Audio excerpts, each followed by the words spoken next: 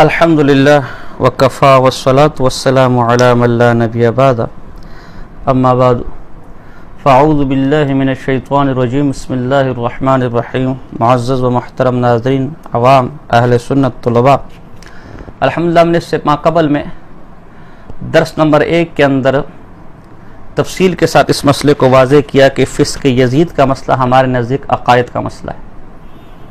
خاص کر علماء دیوبند میں سے مولانا قاری طیب صاحب رحمہ اللہ کا 2 ٹوک مسلک میں نے آپ کے سامنے پیش کیا، جو پوری جماعت دیوبند کا مسلک پیش کر رہے تھے.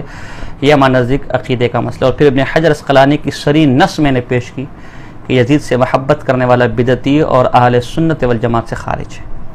اب اس کے جواب میں جس کے دل میں جو آئے کہتا رہے، ہمیں تو اس سے کوئی لینا دینا نہیں، ہمیں اس پر بڑا شرح صدر ہے. اور اگر آپ نے لان تان کرنے تو جن علماء کے ہم نے حوالے دیا آپ ان کی طرف منہ کر کے لان تان کریں. اور دیگر بھی میں نے کئی اصول، اور نمبر 2 خاص کر یہ کہ یزید کا فسق و فجور یہ تواتر سے ثابت ہے، پوری امت کا اس پر اجماع ہے. مزید بھی میں نے کچھ اصولی بات اس کے اندر کی، تو انہی اصولوں کو سامنے رکھ کر جب بھی آپ کا ان کے ساتھ گفتگو ہو آپ گفتگو کریں.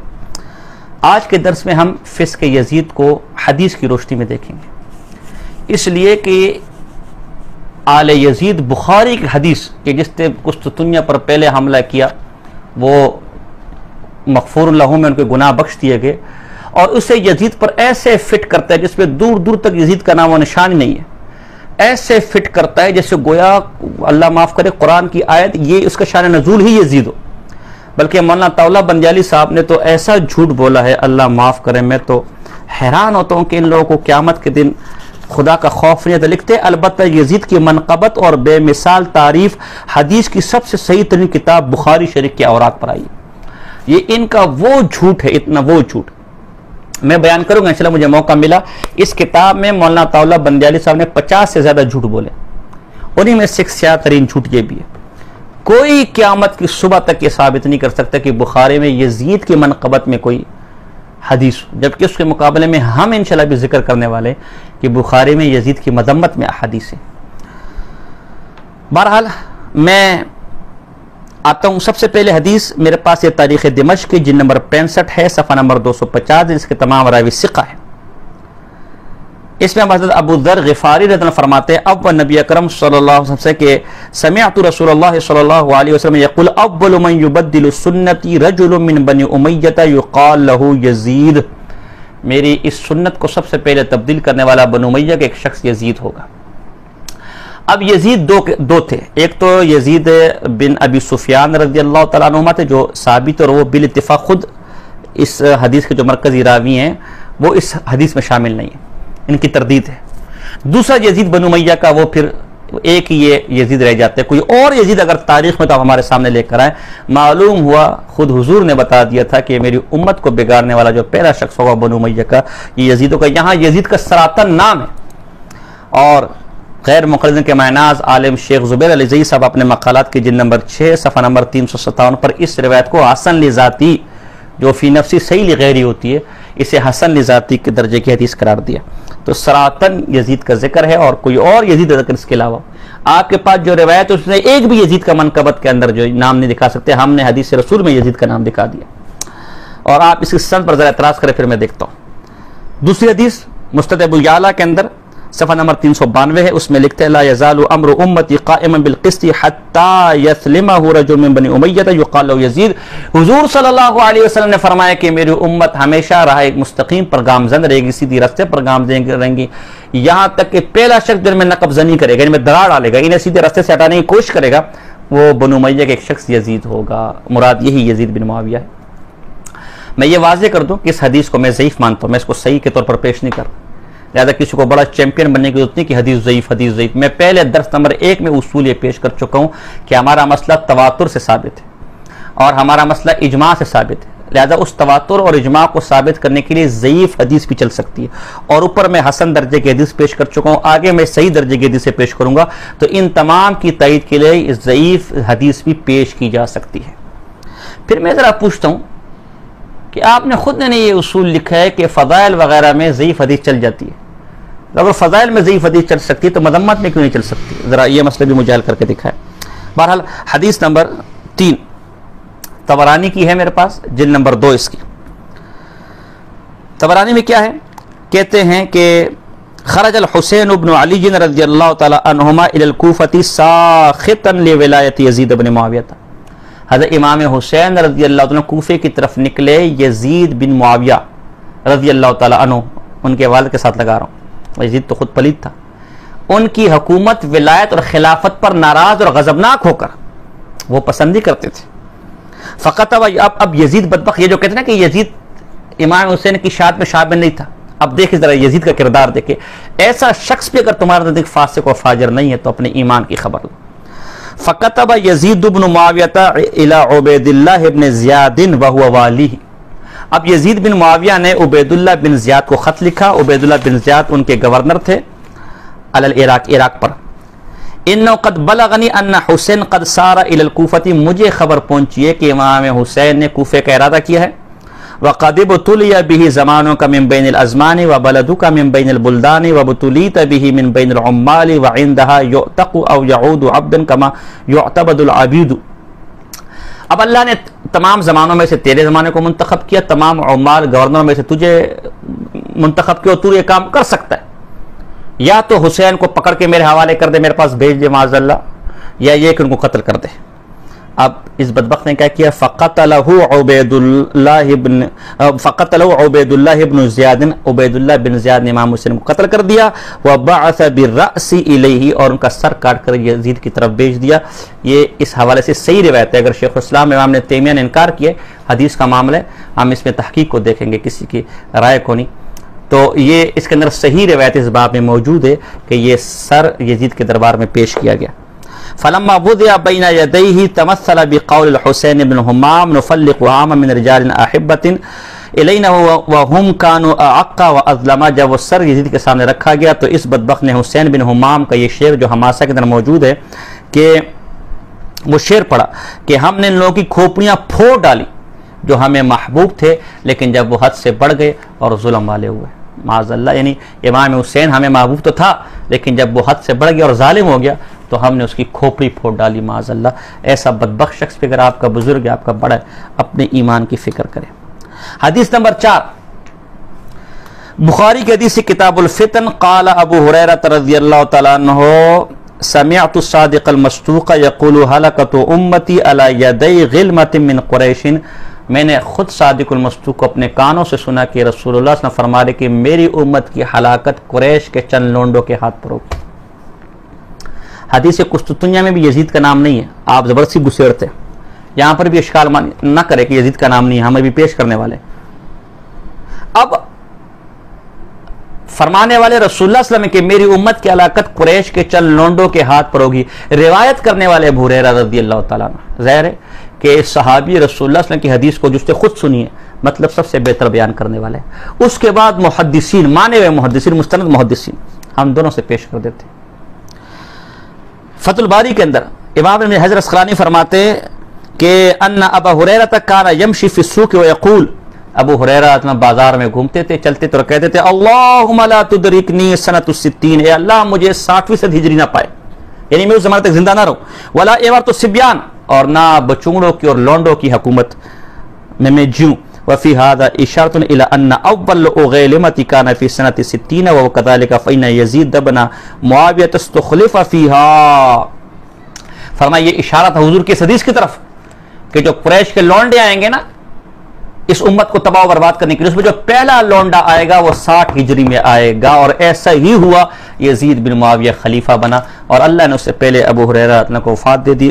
مزید کی جگہ لکھتے المراد بحدیث ابی ہریرہ فمن جہت کون ابی ہریرہ لم یفصح باسمائهم. اگرچہ ابو ہریرہ نے ان لوگوں کے نام نہیں بتائے کہ یہ جو قریش کے لونڈے تھے کون تھے.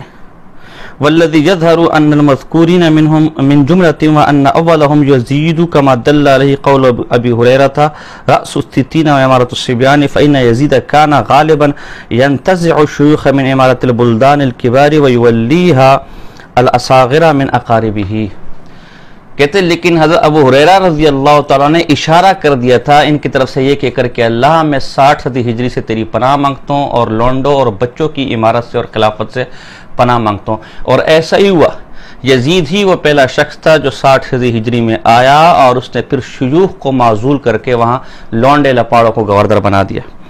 یہی بات علامہ قسطلانی نے اپنی ارشاد الساری کی جلد نمبر 12، ہم نے آپ کو کہا تھا کہ جو کتاب PDF میں نہیں ملے گی تو ہم آپ کو یہاں سے دے دیں گے، اور یہ ہمارے پاس مکتبۃ الوحیدیہ کا نسخہ ہے، صفحہ نمبر 480۔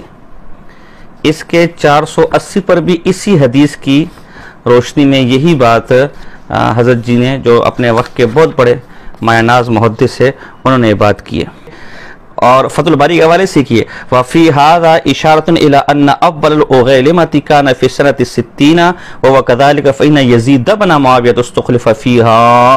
یہ دیکھیں، اس کے اندر انہوں نے وضاحت کے ساتھ یہ بات کی ہے۔ اسی طرح مرقات کے اندر بھی ملا علی قاری کی جہاں اس حدیث کو نقل کیا وہاں یزید کو اس کا مصداق قرار دیا۔ حدیث نمبر 5 مسلم شریف کی حدیث نمبر 3319 سے نبی اکرم صلی اللہ علیہ وسلم نے فرمایا وَلَا يُرِيدُ أَحَدٌ أَهْلَ الْمَدِينَةِ بِسُوءٍ إِلَّا أَذَابَهُ اللَّهُ فِي النَّارِ ذَوْبَ الرَّصَاصِ أَوْ ذَوْبَ الْمِلْحِ فِي الْمَاءِ۔ فرمایا اہل مدینہ کے ساتھ جو بھی کسی برائی کا ارادہ کرتا ہے یا ارادہ کرے گا تو اللہ اسے ایسے پگھلا دے گا جیسے آگ کے اندر سیسا یا پانی کے اندر نمک، اللہ اسے ایسے پگھلا دے گا۔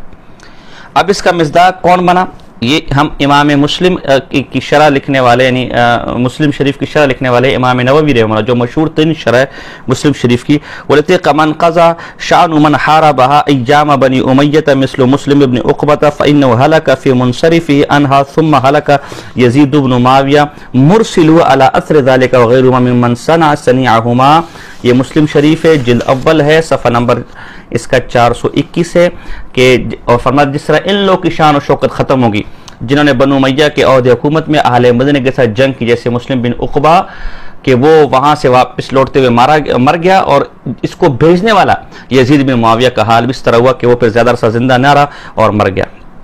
یہی بات علامہ مناوی نے فیض القدیر جلد نمبر 6 صفحہ نمبر 50 حدیث نمبر 8379 کے تحت بات لکھی ہے، اور یہی بات اس حدیث کی شرح میں علامہ سیوطی رحمہ اللہ نے الدیباج، جو مسلم پن کی شرح ہے اور شرح نووی کی تخلیص ہے دیباج، اس میں بات لکھی۔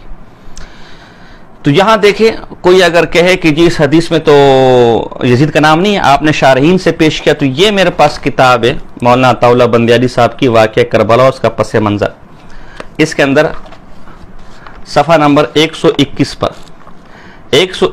پر وہ جو حدیث قسطنطنیہ ہے اس میں دور دور تک یزید کا نام نہیں ہے، اور ابن محلب نے اگر اس کے اندر یزید کو شامل کیا ہے تو محدثین نے اس کا رد کیا۔ وہ انشاءاللہ جب حدیث قسطنطنیہ پر بحث آئے گی تو میں وہاں ذکر کروں گا، لیکن کتنی ڈھٹائی کے ساتھ لکھتا ہے البتہ یزید کی منقبت اور بے مثال تعریف حدیث کی سب سے صحیح ترین کتاب بخاری شریف کے اوراق میں۔ کتنا بڑا جھوٹ ہے! بخاری شریف کے اوراق میں یزید کی منقبت دکھانے والوں کو منہ مانگے نام، کوئی بخاری کسی صفحے پر یزید کی منقبت نہیں ہے۔ ایک حدیث ہے، اس کے ذیل میں صرف ایک آدمی نے یزید کو شامل کیا، اس پر بھی بعد والے لوگوں نے رد کیا، جبکہ اس کے مقابلے میں نے آپ کے سامنے نبی اکرم صلی اللہ علیہ وسلم کا قول، اس کی شرح خود صحابی رسول سے اور شارحین حدیث سے پیش کی کہ اس سے مراد یزید ہے۔ اگر اس کا کس نے رد کیا ہو بالکل میرے سامنے پیش کرو، میں ذمہ ہوں اس کا۔ اب مدینے والوں کو تکلیف دینے والوں کو اللہ پگھلا دے گا، وہ یزید۔ چھٹی حدیث نبی اکرم صلی اللہ علیہ وسلم کی حدیث ہے، یہ مسند امام احمد بن حنبل کے اندر بھی ہے اور مجموع الزوائد کے اندر بھی، اس کے تمام رجال صحیح کے رجال ہیں اور علی شرط الشیخین ہے، اور یہ معجم کبیر کے اندر بھی ہے۔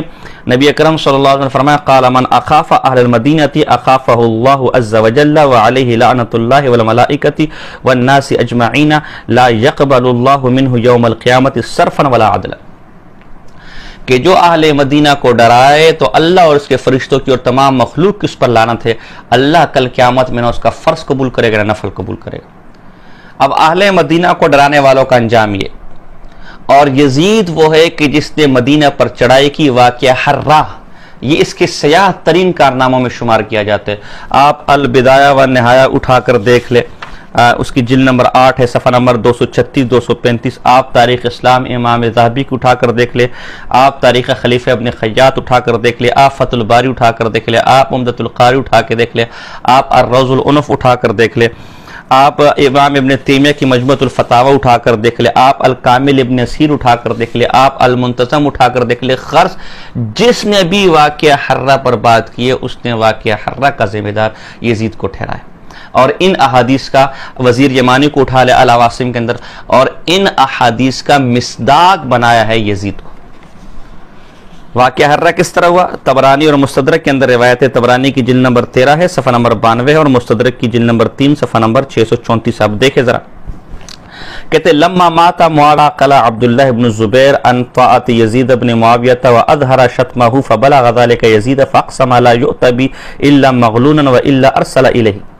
فرمایا جب حضرت امیر معاویہ فوت ہوئے تو عبداللہ بن زبیر نے یزید کی بیعت کرنے سے پہلو تہی کی، اور ان کے بارے میں ان کے جو برے کرتوتے لوگوں کے سامنے بیان کرنا شروع کر دیے۔ جب یزید کو یہ معلوم ہوا، اب دیکھ اس بدبختوں کو، عبداللہ بن زبیر رضی اللہ تعالی عنہما صحابی رسول ہیں، چہیتے اور جل قدر صحابی ہیں، مدینے میں سب سے پہلے ہجرت کے بعد پیدا ہونے والے صحابی ہیں۔ اس بدبخت نے کہا کہ یا تو اللہ کی قسم میں اسے بیڑیاں پہناؤں گا، یا یہ کہ اس کے خلاف لشکر بھیجوں گا لشکر کشی کرنے کے لیے۔ فقیل علی ابن زبیر، اب ظاہر ہے یزید ایک ظالم جابر حکمران تھا، اس سے پہلے واقعہ کربلا ہو چکا تھا، اور سب کو معلوم تھا کہ اس بے ایمان سے کوئی بعید بھی نہیں ہے کہ اس طرح کی حرکت کر لے۔ تو لوگوں نے عبداللہ بن زبیر کو مشورہ دیا، الا نصنع لك اغلالا من فضة تلبس عليها الثوب وتبر قسمه فالصلح اجمل بك قال فلا ابر والله قسمه ثم قال۔ تو لوگوں نے کہا ہم ایسا کرتے ہیں، آپ کو چاندی وغیرہ کے جو زنجیریں وہ پہنا دیتے ہیں، اوپر آپ قمیص پہن لیں، تو یہ کہ یزید کی قسم پوری ہو جائے گی اور صلح کر لے، معاملہ ختم کرے۔ تو عبداللہ ابن زبیر نے کہا کہ یزید کی قسم انشاءاللہ کبھی پوری نہیں ہوگی، اور یہ اشعار پڑھے، ولا الین لغیر الحق اسألہ حتی یلینن الزرسل ماذع الحجر ثم قال واللہ لضربۃ بسیف فی عز احب الی من ضربۃ بصوت فی ذل ثم دعا الى نفسه واظهر الخلاف ليزيد بن معاويه فوجه اليه يزيد بن معاويه مسلم بن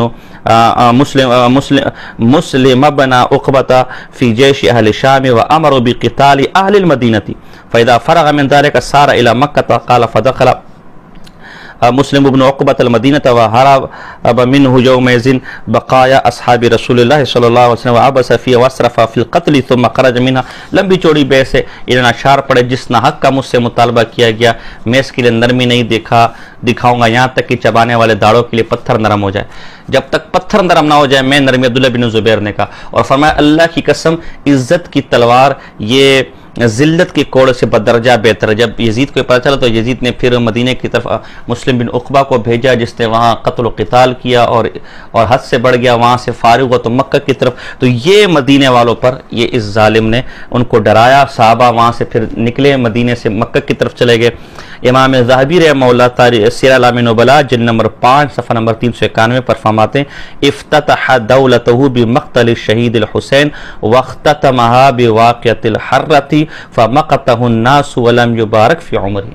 اس بدبخت نے اپنی خلافت کی ابتدا کی امام حسین کی شہادت سے، اور ختم ہوئی واقعہ حرہ جیسے واقعہ پر، جس کی بعد لوگ غضبناک ہوئے، ان کے دلوں میں اس کی نفرت بیٹھی، اور اس کی عمر میں برکت نہیں دی گئی، جلدی مر گیا۔ اور بقول شیخ عبدالحق محدث دہلوی رحمہ اللہ، میں نہیں کہتا، یہ شیخ عبدالحق محدث دہلوی رحمہ اللہ فرماتے، تکمیل الایمان کے اندر میں پہلے والے درس میں حوالہ دے چکا ہوں کہ اللہ نے اس کو جہنم رسید کر دیا، تو حضور کی حدیث سچی ہوئی کہ اس کو نمک کی طرف پگھلا دے گا، یہ پھر زیادہ عرصہ رہا نہیں۔ میں شیخ الاسلام امام ابن تیمیہ رحمہ اللہ ان کا حوالہ پیش کرنا چاہوں گا۔ لوگ کہتے ہیں معاذ اللہ کہ واقعہ حرہ کا ذمہ دار عبداللہ بن زبیر ہے، یعنی ایک طرف یہ صحابہ کے مقام کا ذکر کرتے کہ ہم یزید کا دفاع اس لیے کر رہے کہ امیر معاویہ کا دفاع ورنہ صحابہ پر الزام آئے گا، اور دوسری طرف یزید کے دفاع میں اتنے اندھے ہو چکے ہیں کہ کھلم کھلا عبداللہ بن زبیر کو یہ باغی طاغی فساد کی جڑ معاذ اللہ۔ میں پوچھتا ہوں کہ عبداللہ بن زبیر رضی اللہ عنہ صحابی رسول نہیں ہے صلی اللہ علیہ وسلم؟ اب شیخ الاسلام امام ابن تیمیہ ان کو سبائیت کا پتہ نہیں چلا، ان کو رافضیت کا پتہ نہیں چلا، جن کی زندگی رافضیت کے خلاف چلے گی، جن کی آج بھی منہاج السنہ کتاب جو ہے ایک عظیم کتاب ہے۔ امام ابن تیمیہ رحمہ اللہ وہ اس واقعہ حرہ کا ذمہ دار یزید کو ٹھہراتے۔ مجموعہ فتاوی ہے جلد نمبر 4، ایک اور ایڈیشن اس کا جلد نمبر 6 جو ہمارے پاس ایڈیشن ہے اس کا جلد نمبر 4 ہے، اس کا جلد نمبر 14 ہے، صفحہ نمبر 272۔ یہ میرے پاس جلد نمبر 14 ہے، یہ دارالحدیث قاہرہ کا چھپا ہوا ہے، جلد نمبر 14، اور اس کا صفحہ نمبر 272 ہے، صفحہ نمبر 272 ہے۔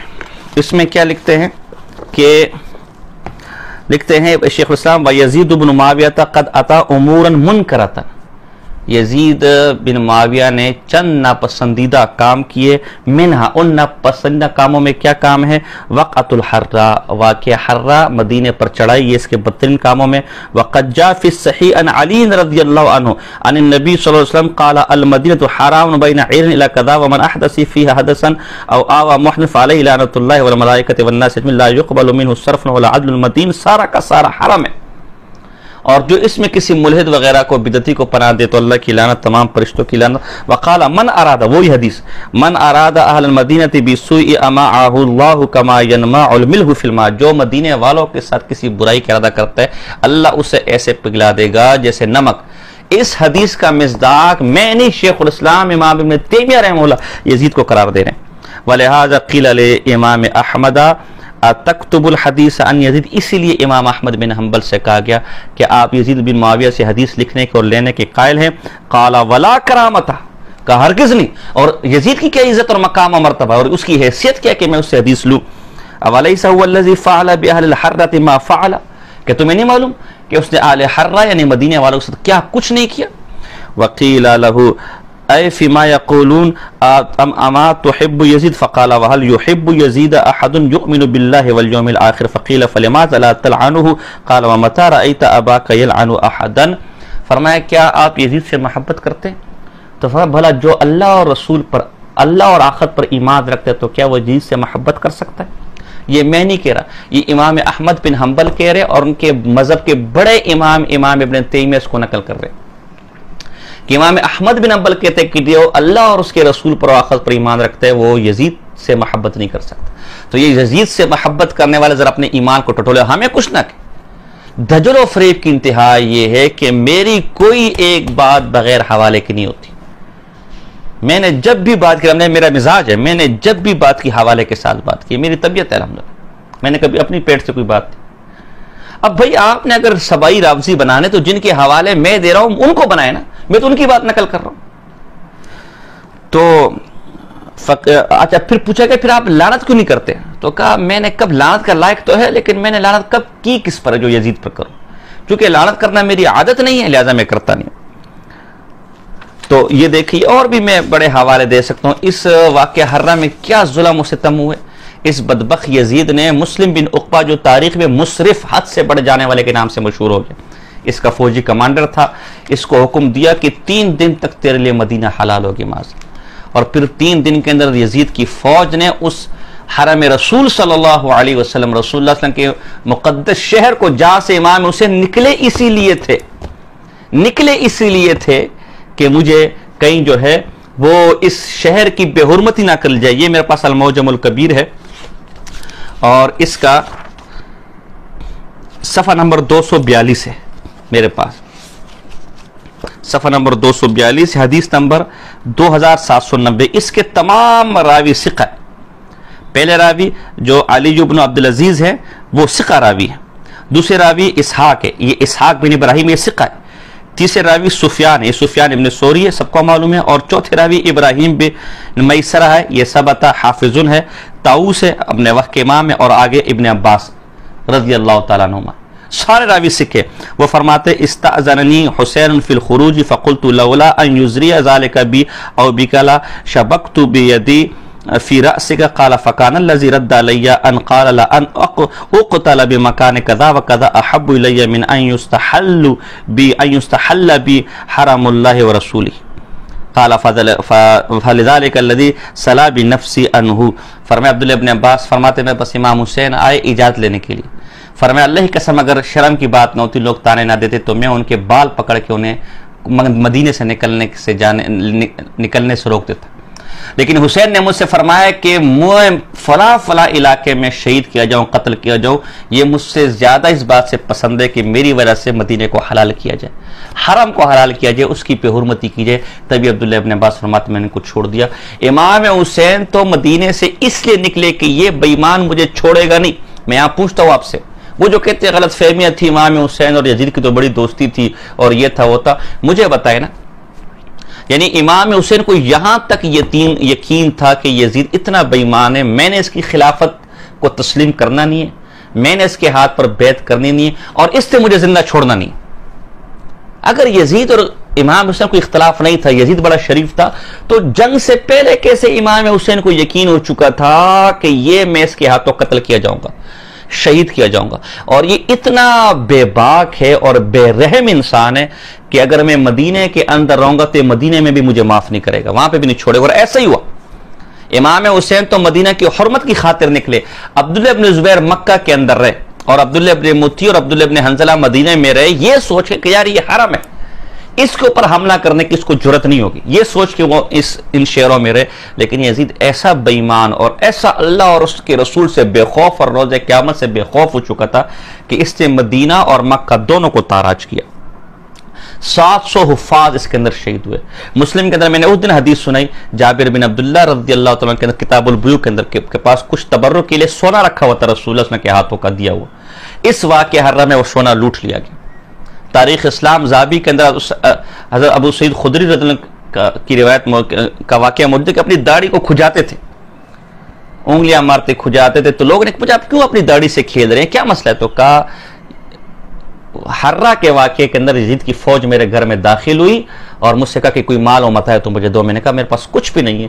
تو انہوں نے میری داڑھی نوچی, داڑھی کا ایک ایک بال نوچا, جس کے بعد مجھے الرجی ہوگی تبھی میں داڑھی میں ہاتھ مارتا ہوں. یہ صحابی رسول کے ساتھ کیا جا رہا ہے.